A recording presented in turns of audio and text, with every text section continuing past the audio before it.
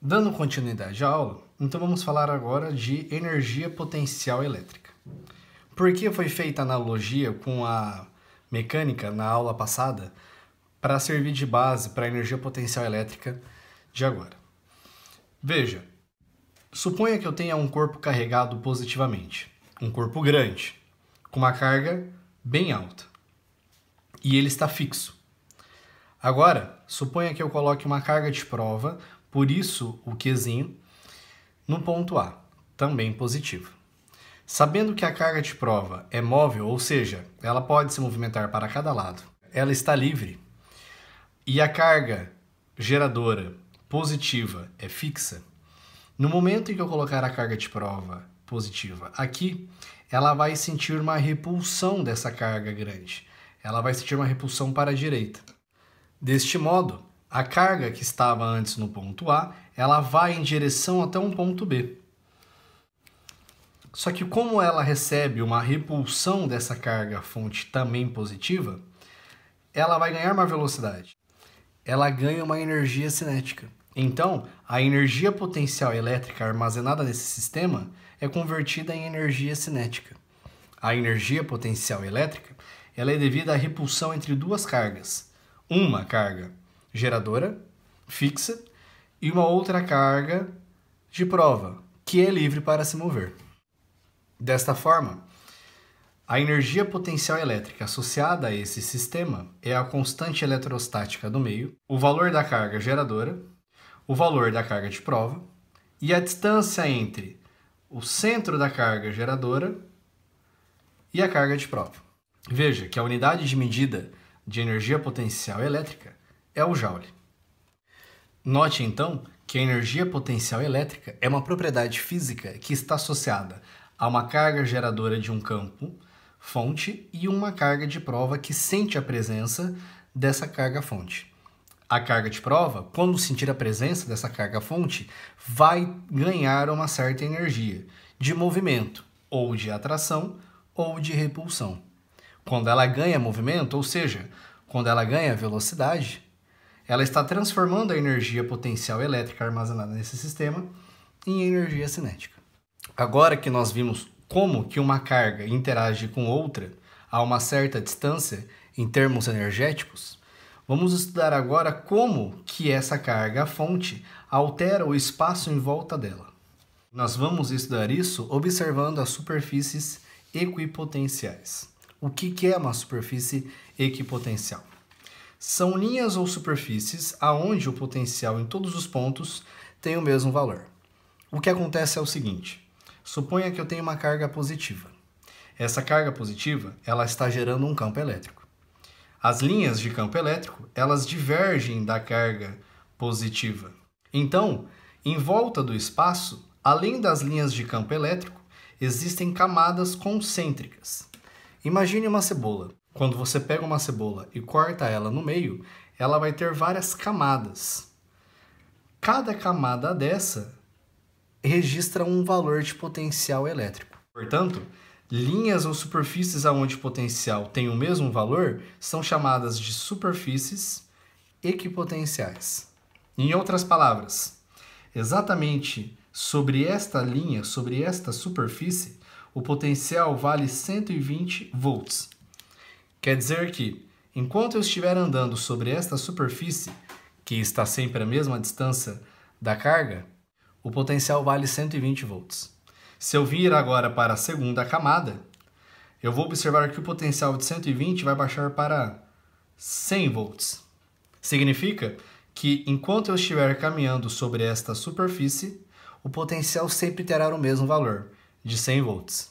Vindo agora para a terceira camada, vamos chutar um valor de 80 volts. Durante o percurso da terceira camada, o potencial é de 80 volts. E a última camada, 40 volts. São valores aleatórios. O importante de se entender é que, além de um campo elétrico ser gerado por uma carga, em volta dela, ela estabelece um potencial elétrico. Esse potencial elétrico, ele é o mesmo quando nós estamos à mesma distância da carga. Sendo assim, o potencial elétrico em cada ponto ao redor dessa esfera tem capacidade de atrair ou repelir uma carga de prova. Quando essa carga de prova interage com o potencial de uma carga geradora, ela ganha uma energia. Portanto, suponha agora que nós podemos reescrever a energia potencial elétrica em termos do potencial elétrico. A energia potencial elétrica é a carga de prova Q vezes o potencial naquele ponto. Em outras palavras, suponha que eu coloque uma carga de prova parada na posição de 40 volts e essa carga de prova esteja valendo 2 coulombs. Então, 2 vezes 40, 80. A energia potencial com uma carga de 2 coulombs nessa região é de 80 joules. Agora, se eu pegar a mesma carga de 2 coulombs e colocá-la na superfície de 100 volts, 100 volts vezes 2 vai dar 200 joules. Então, a energia potencial elétrica que uma carga de prova situada na região de 100 volts sente é de 200 joules. Em outras palavras, o potencial elétrico ele está associado a uma característica do espaço em volta da carga. A energia potencial elétrica está associada a uma carga de prova que interage com o potencial elétrico. Então, se nós observarmos o potencial elétrico, quando passando a carga dividindo, nós temos que a energia potencial elétrica é dividida pela carga de prova. Só que a energia potencial elétrica é a constante carga geradora, carga de prova pela distância. Isso tudo dividido pela carga de prova, como está aqui. Simplificando esta carga de prova com essa, na equação algébrica, nos resulta K, Q, dividido por D. Aonde esse resultado é importante? Observe que agora o potencial não depende da carga de prova Q, só depende da carga geradora. Isso mostra que o potencial elétrico é uma propriedade exclusiva da carga geradora. E não importa se há ou não a carga de prova aqui na região do espaço, sempre haverá o potencial elétrico, porque ele provém da carga geradora. Agora, quando nós colocamos uma carga de prova ali, ela sente uma energia devido ao potencial que está no espaço. Vamos analisar agora, então, um caso de cargas pontuais. Observe, uma carga positiva, o campo elétrico sempre diverge dela. Por outro lado, uma carga negativa, as linhas de campo elétrico, elas estão entrando na carga, ou seja, elas convergem para a carga. Ambas possuem superfícies equipotenciais, sempre sendo concêntricas. É importante observar um fator. As superfícies equipotenciais de uma carga positiva, à medida que afastamos da origem da carga, o potencial vai diminuindo. Ou seja, suponha que eu tenha 100 volts, suponha que eu tenha 80 volts, 40 volts, 5 volts. Em outras palavras, conforme nós vamos andando para mais longe da carga positiva, o potencial vai diminuindo. Por outro lado, à medida que nós nos aproximamos da carga negativa, o potencial diminui cada vez mais também. Eu tenho 5 volts, menos 10, menos 45, menos 100. Observe então que eu estou afastando da carga positiva, o potencial diminui. Estou aproximando da carga negativa, o potencial ainda diminui. Isso parece ser meio intuitivo, quando nós observamos agora um sistema de placas paralelas. Suponha duas placas, uma está carregada positivamente e a outra está carregada negativamente. As linhas de campo elétrico elas saem da placa positiva e vão em direção à placa negativa. A ideia é, no caso anterior de cargas pontuais, as superfícies equipotenciais elas têm um comportamento incomum. Se vocês observarem, sempre essas superfícies, essas linhas concêntricas, formam um ângulo de 90 graus com a linha de campo elétrico. Ou seja, as superfícies equipotenciais sempre estão perpendiculares às linhas de campo elétrico, tanto para a carga positiva como para a carga negativa. Sabendo que as superfícies equipotenciais são perpendiculares às linhas de campo elétrico, como que deve ser a configuração das superfícies equipotenciais em um diagrama de linhas de placas paralelas? Bem, as superfícies equipotenciais em placas paralelas, ela é na vertical. Nesse caso, ela seria da seguinte forma. ao longo dessa superfície, eu tenho o mesmo potencial elétrico. Suponha 110 volts. Depois, na segunda superfície equipotencial, eu tenho 70 volts. À medida que eu vou indo em direção à placa negativa, o potencial vai caindo.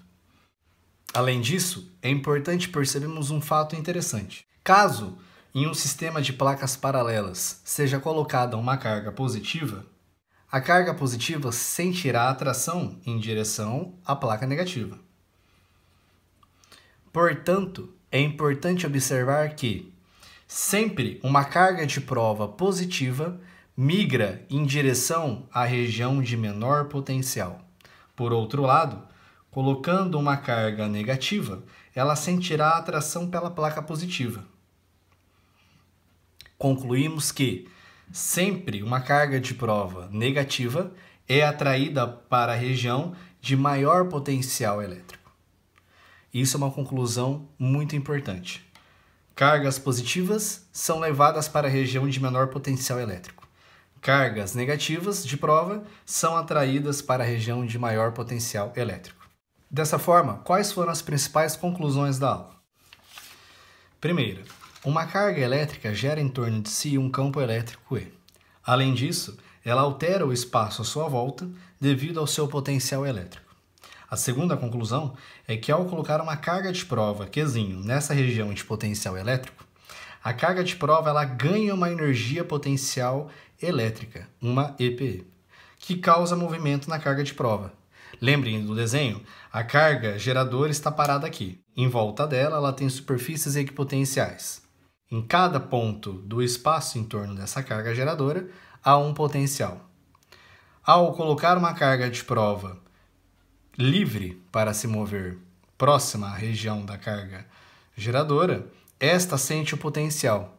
A terceira conclusão é que a energia potencial elétrica, matematicamente, ela é escrita como sendo a constante eletrostática do meio, o valor da carga da fonte geradora, o valor da carga de prova, pela distância entre a carga geradora e a carga de prova. Ou também nós podemos escrever a energia potencial elétrica em termos do seu potencial elétrico, que nada mais é do que a carga de prova vezes o potencial. E o potencial elétrico, por sua vez, é a constante eletrostática do meio, o valor da carga geradora pela distância. Mas que distância? Veja, se nós colocarmos uma carga de prova parada em uma região do espaço, nós pegarmos uma distância entre a carga geradora e um ponto qualquer, a uma certa distância, nós pegamos a constante do meio, o valor dessa carga geradora, dividido pela distância. Exatamente nesse ponto, nós teremos o potencial elétrico. Agora, para saber a energia armazenada nesse ponto, é necessário saber também o valor da carga de prova, pois esta que sentirá o potencial e receberá a energia para poder entrar em movimento. Potencial elétrico é uma grandeza física associada ao espaço. A energia potencial elétrica é uma grandeza associada à carga de prova que está imersa em um potencial elétrico gerado pela carga-fonte.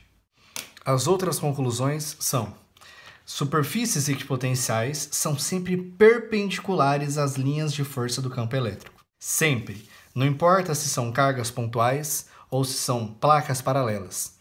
As superfícies equipotenciais são perpendiculares. Em outras palavras, se o campo elétrico ele está subindo, a superfície equipotencial está passando desse jeito, sempre formando um ângulo de 90 graus com a linha de campo elétrico. Além disso, sempre que você tiver uma região de campo elétrico, nós sabemos que o campo sai da carga positiva e vai em direção à carga negativa. Significa que em alguma região desse espaço existe uma carga positiva que está gerando um campo que está indo para uma outra região do espaço que tem uma carga negativa aqui.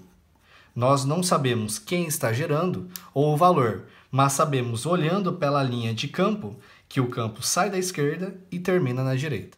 Ao colocarmos uma carga de prova positiva, ela vai migrar para a região de menor potencial, pois é atraída pela superfície negativa.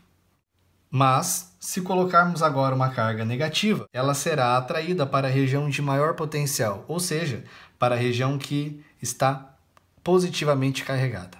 Dessa forma, Cargas de prova positiva vão para a região de menor potencial, cargas de prova negativa vão para a região de maior potencial. Isso é tudo sobre a aula de hoje. Muito obrigado pela atenção de todos e espero encontrar vocês na live de quinta-feira para tirar dúvidas sobre o conteúdo e o exercício. Muito obrigado.